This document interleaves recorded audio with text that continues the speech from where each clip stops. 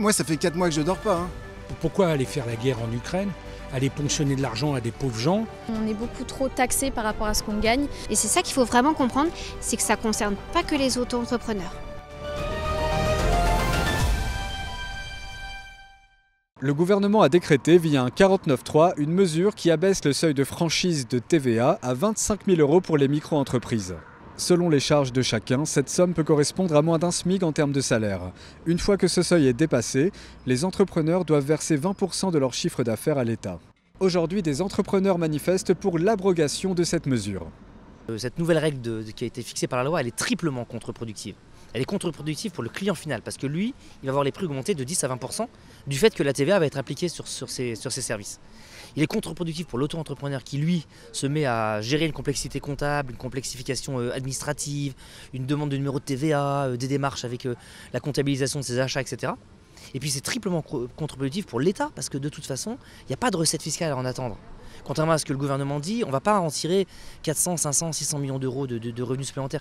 L'État se trompe complètement en s'imaginant que les gens vont en fait s'assujettir à ça et payer la TVA. La réalité, c'est que les gens vont se freiner naturellement, s'arrêter juste en dessous du plafond, ou bien sous-déclarer leur chiffre d'affaires, ou bien créer une deuxième activité dans du salariat, dans de l'intérim, dans quoi que ce soit d'autre, pour en fait s'extraire de la règle de la TVA. Donc tout le monde y perd dans cette histoire. Si cette mesure n'est pas supprimée, on aura une baisse de la création d'entreprises en France en 2025 qui ne s'est pas produite depuis la création de ce statut et on n'aura pas non plus les recettes escomptées. Donc c'est une mesure inutile, néfaste et inefficace. Donc elle a beaucoup de handicap et j'espère que les parlementaires sauront supprimer cette mesure. Je suis présent ici pour ma fille et principalement parce que le taux, il y avait un taux de TVA à 85 000 et il va passer à 25 000 et là ma fille elle est complètement impactée, y compris même les cotisations pour les retraites, ça va impacter terriblement, quoi. Son entreprise est en danger ? Vous pensez qu'elle aura du mal à vivre de son travail ? Oui, ma fille, elle ne peut pas reporter les 20% qu'ils proposent de rajouter. C'est impossible parce que les clients ne vont pas accepter 20% de plus, de payer 20% de plus, quoi. J'essaie de sauver mon entreprise parce que si demain je dois impacter 20% de hausse sur mes factures, je ne suis pas sûre que ma clientèle suive. Vous avez l'impression d'avoir été oublié par le gouvernement ? Est-ce que vous pensez que le gouvernement n'a pas pris en considération la situation des auto-entrepreneurs ? Vous pensez qu'ils ont estimé que vous seriez capable de faire ce genre de sacrifice ? Quel est votre avis là-dessus ? Moi complètement, alors oublier, je dirais peut-être pas ça quand même. Je pense que c'était bien manœuvré, comme la loi elle est passée via le 49.3, personne n'a rien vu. Quand vous entendez le Premier ministre qui, quelques jours plus tard, quand la grogne a commencé à monter, nous dit « Oups, je suis désolée, j'avais pas vu ». Alors non, ça concerne des millions d'entreprises, parce qu'il faut bien comprendre que cette franchise de TVA, elle concerne pas que des auto-entrepreneurs. Elle concerne des personnes qui sont en société, en entreprise individuelle, mais aussi des professions libérales. Tout à l'heure, j'ai discuté avec un avocat. Donc vous voyez, on est vraiment tout statut confondu. Et c'est ça qu'il faut vraiment comprendre, c'est que ça ne concerne pas que les auto-entrepreneurs. Personne ne comprend que ça concerne toutes les formes juridiques et toutes les activités en France dès l'instant qu'elles sont petites. Elles ne payaient pas la TVA parce que justement ça ne rapportait pas assez à l'État. Et à l'époque, on ne payait pas de TVA parce que, à Bercy, ils avaient considéré que ça coûtait trop cher de faire payer la TVA par rapport à ce qu'on devait payer. Donc on était exemptés. Et là, apparemment, comme c'est la crise, ils ont décidé de faire payer tout le monde.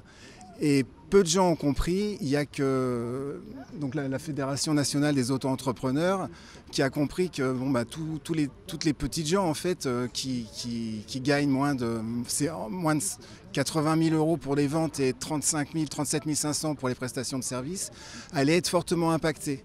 Donc aujourd'hui on a cette manifestation, mais ce qui m'attriste énormément, c'est que ça concerne les médecins, les avocats, ça concerne les architectes, ça concerne les notaires, les clercs de notaire, ça concerne les commerçants, ça concerne les aides à la personne et ça concerne toutes les formes juridiques, c'est-à-dire les grosses sociétés, dès l'instant qu'elles font un petit chiffre, les EURL, les SARL, les gens qui sont en nom propre.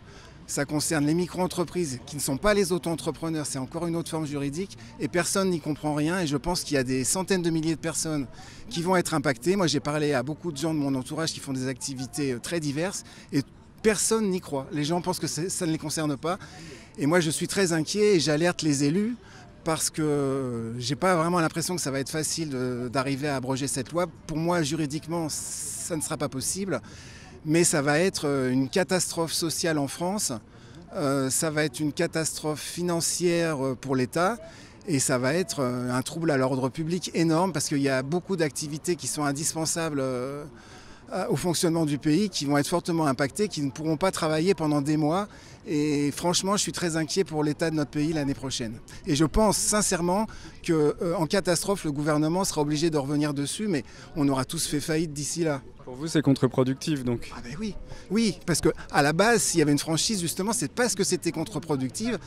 Et les gens savaient compter à l'époque, et on disait, non mais une petite entreprise, ça nous coûte plus cher de récupérer la TVA que de laisser une franchise. Et puis la personne, ça lui fait un peu de sous pour vivre, et puis d'un autre côté, elle paye l'URSSAF, parce qu'on a énormément de charges sociales en plus. Et la plupart de ces gens, déjà, on a du mal à payer les charges sociales. Moi, je suis du coup en micro-entreprise, en artisanat, et en fait, là, si la TVA, elle passe, je vais perdre en moyenne entre 2 et 5 000 euros par an, sachant que je verse déjà énormément de cotisations. Je vais me retrouver avec 1 000 euros net par mois pour vivre. Ça va pas être possible, donc je serai obligée de fermer si la TVA passe. Ça vous inquiète du coup, pour vous, pour vos proches? Moi, ça fait 4 mois que je dors pas. Hein.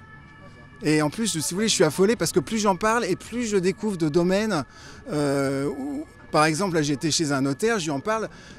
J'ai appris que les clercs de notaire, ils étaient auto-entrepreneurs. Là, j'en suis tombé le cul par terre et je me demande même si ma notaire, elle serait pas aussi auto-entrepreneur. C'est-à-dire qu'il y a beaucoup de gens qui gagnent pas beaucoup d'argent. J'étais au Puce l'autre jour, j'ai vu des antiquaires.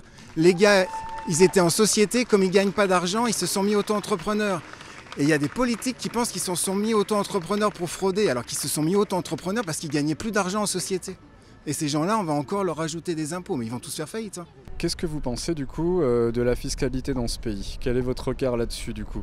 Est-ce que vous pensez que l'État dépense trop d'argent et en demande trop aux citoyens? Est-ce que vous pensez qu'il en dépense assez mais que c'est déséquilibré? Quelle est votre opinion globalement? Alors déjà, les dépenses, elles sont un peu aléatoires, sachant que moi j'ai l'impression, mais je pense que beaucoup de Français sont d'accord avec moi, qu'en fait on est beaucoup trop taxé par rapport à ce qu'on gagne. Quand je me compare à un riche, en fait, je me rends compte que je paye plus d'impôts par rapport à ce que gagne que ce que je gagne que par rapport à lui en fait. Donc moi on me taxe pratiquement plus de 50% de ce que je gagne, donc oui, et surtout je me demande où va cet argent. Parce qu'en fait on a beau être taxé, j'ai l'impression qu'ils ont toujours soif d'argent, et moi j'aimerais bien faire un tri dans tout ça aussi. Savoir quelles sont les dépenses prioritaires, parce que c'est bien beau de taper sur les plus petits, mais là il va falloir taper sur les plus gros en fait. On peut payer des taxes, mais il faut quand même savoir que nous on paye 25% de charges URSSAF, comme les salariés, mais on n'a pas le chômage. On a moins de santé et on a moins de cotisations à la retraite. Et on paye les mêmes charges qu'un salarié.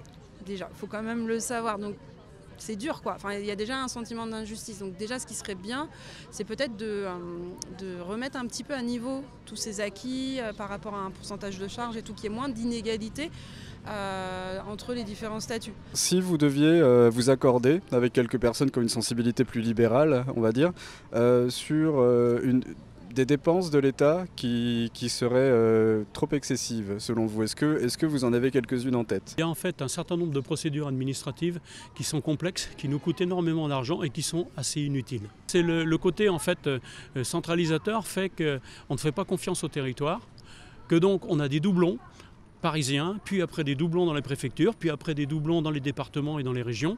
Et en fait, non, il faut tout simplement dire, voilà, vous avez cette compétence-là, vous l'assumez. On estime qu'il n'y a que le niveau central qui est légitime, et on estime bien souvent que si vous voulez, il n'y a que à Paris que les choses peuvent se faire comme il faut. Eh bien, je peux vous dire que c'est pas vrai, évidemment, et qu'à Paris, on ne peut pas s'occuper de la France dans tous les détails, parce que tout simplement, la France est un beau et grand pays, divers et varié, et non pas un pays où il n'y a qu'une seule tête et je ne veux plus voir les autres. Donc c'est ce que je dis parfois à l'administration, alors qui essaye évidemment de s'adapter, mais vous voyez bien qu'à partir d'une ville comme Paris, on ne peut pas prendre en compte ce qui se passe sur le terrain. Là, il faut des gens, des locaux qui savent comment ça fonctionne. Dans un moment particulier de l'histoire où la France a des vraies problématiques de budget, on ne peut pas tout faire reposer sur la fiscalité des entreprises. Et c'est ça le vrai sujet. Encore une fois, quand l'État recherche 400 ou 600 millions sur le dos des auto-entrepreneurs, c'est parce qu'il n'est pas capable de se traiter lui-même. Et donc de faire ses propres économies, de remettre en question son train de vie, de gérer son déficit structurel qui est lié à son dysfonctionnement. Et donc là, nous, on n'est plus d'accord. On ne va pas encore payer ou encore faire payer les particuliers pour une fiscalité supplémentaire, alors qu'on a déjà des records dans le monde de coût du travail et de coût de la prestation, et alors qu'en réalité, on devrait le faire sur le dos de l'État qui doit améliorer son train de vie. Et ça, il y a un vrai problème politique et philosophique à aborder dans les prochaines années, voire dans les prochains mois. Est-ce que vous rejoignez les positions des partis progressistes qui seraient pour concentrer la gestion du budget dans la taxe des super profits, etc. Ou est-ce que pour vous c'est un peu plus large Moi je pense que c'est beaucoup plus large que ça. En réalité, on a un vrai sujet de train de vie de l'État et de contrôle de nos dépenses, et on ne peut pas être la variable d'ajustement. Quand on est un entrepreneur, quand on est une petite TPE, même une petite PME, on ne veut pas être la variable d'ajustement d'un État qui va bon train et qui ne sait plus gérer ses dépenses et qui finalement fait porter tout ça sur le dos de ceux qui créent de la valeur et de ceux qui créent de la richesse. À un moment donné, il va falloir que ça s'arrête parce qu'on n'est plus compétitif. D'abord, on ne peut plus porter tout ça sur nos épaules et on n'a pas envie finalement que chaque année on nous annonce une taxe supplémentaire. Et là, il y a un vrai sujet global. Encore une fois, je le redis, on ne peut pas être une variable d'ajustement. Le seul moyen de régler ce problème, c'est de faire revenir l'État à sa juste place, c'est-à-dire dans tous les domaines de sécurité, de défense, de diplomatie, de justice, et laisser la société un peu plus libre aujourd'hui qu'elle ne l'est actuellement, un peu plus libre demain qu'elle ne l'est actuellement. Sur le principe, moi je suis apolitique, mais le principe c'est pourquoi aller faire la guerre en Ukraine, aller ponctionner de l'argent à des pauvres gens. L'autre fois j'entendais une ministre qui disait on n'a qu'à taxer les 1800 personnes les plus riches. Il y a 1800 personnes qui ont plus de 100 millions de richesses, mais ils ne sont plus là, ces gens-là. Donc ça ne sert à rien de faire des promesses de taxer ces gens-là et en fin de compte de ne pas appliquer des taxes sur ces gens-là. Donc qu'est-ce qu'ils ont trouvé? Ils ont trouvé à taxer les pauvres gens, quoi, les petites gens. Donc en réalité ce projet il a été mal ficelé puisque le Premier ministre il dit qu'il n'était même pas au courant. Donc ça a été fait sur un coin de bureau, sur un post-it. Ils ont projeté un truc, ils ont dit on va récupérer 800 millions et en fin de compte les 800 millions ils les auront jamais parce que en fin de compte les gens vont arrêter leur activité, ils ne paieront pas la TVA qui devait rapporter soi-disant 800 millions. Est-ce que vous avez un sentiment d'injustice par rapport à d'autres dépenses de l'État, à la manière de gérer le budget? Comment est-ce que vous considérez tout ça ? Alors bien sûr, on vient nous impacter une TVA à 20%, donc collectée et déductible, parce qu'il faut bien comprendre le procédé de la TVA, hein, c'est que nous on est des collecteurs pour l'État d'un impôt, parce que la TVA c'est un impôt, et là-dessus on va récupérer donc ce qu'on appelle, on va déduire la TVA déductible, donc de nos achats, d'accord, et la différence va être payée à l'État. Moi, grosso modo, ça me donne une TVA par mois entre 500 et 650 € à reverser. C'est énorme. TVA collectée et déductible. Moi, j'ai de la chance, j'ai de la TVA déductible. Ces personnes, elles n'ont même pas de TVA à déduire. Donc demain, si elles augmentent de 20% leur tarif, si elles le peuvent, elles n'ont rien à déduire. Donc elles, c'est entre 700 et 800 € par mois qui vont partir. Celui qui est tout en haut de l'État, je pense qu'il a envie de tuer l'industrie et tuer les petits entrepreneurs. C'est surtout ça le principe. Il veut que des gros. Mais on ne fait pas la France avec des Bernard Arnault ou des gens multimillionnaires. Et on en a besoin, donc il ne faut pas les taper sur ces gens-là.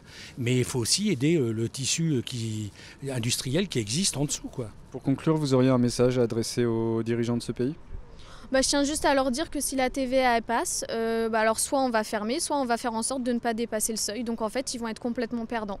Donc les 700 millions d'euros qu'ils ont espéré recevoir, ils ne les auront pas du tout en fait. Ils n'ont pas calculé tous les chômeurs, toutes les fermetures et tous ceux qui vont frauder également. Parce que ça, on n'en parle pas assez, mais la fraude, ça va exploser en fait. Peu importe le domaine. Qui passe l'abrogation de cette loi, puisqu'elle a été promulguée, donc qui passe l'abrogation.